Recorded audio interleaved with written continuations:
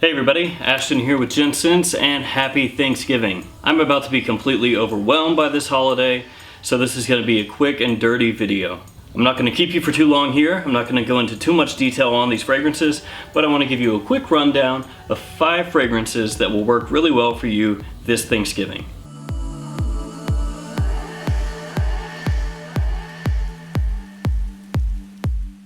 During get-togethers for Christmas and Thanksgiving, I usually go for fragrances that are a little bit boozy, a little bit spicy, definitely warm, and each one of these fragrances reflects that. Let's jump right in with number 5, Bath & Body Works Mahogany Woods. This has mahogany, vanilla, and cognac. Unfortunately, it's now discontinued. Up until recently, you could pick this up super cheap at any Bath & Body Works, and now it's starting to get expensive. But I know a lot of you out there have this one. It opens up boozy, warm, and sweet, and dries down to a really nice, warm, woodsy scent. So it's double warm. Honestly, this was an exceptional fragrance to be released by a store like Bath & Body Works. It's a real shame they discontinued it. And it comes in at number 5. For number 4, I'm gonna go with Loccitane Ode. This one has vanilla, cypress, and incense, and it is one of my absolute favorite cypress fragrances. It's a little green and herbaceous with that cypress note. There's vanilla here, but it's not an overly sweet or synthetic vanilla, and there's a really lovely incense note that adds depth. At this point, it's a complete staple in my fall and winter lineup. It's spicy, it's green, it's slightly sweet, and of course, it is warm. That's the operative word here. Number 3, we're going to go with Bulgari Man Black. This has spices, rum, leather, and tobacco.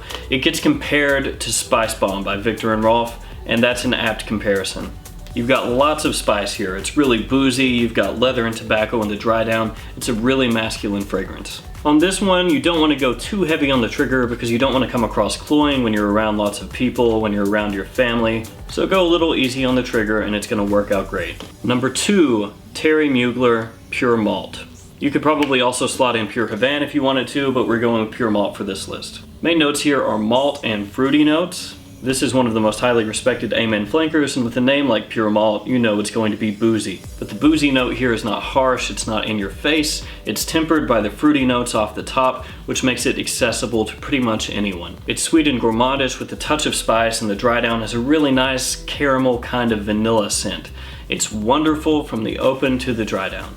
And that takes me to my number 1, which is probably not a surprise at all. It is Burberry London.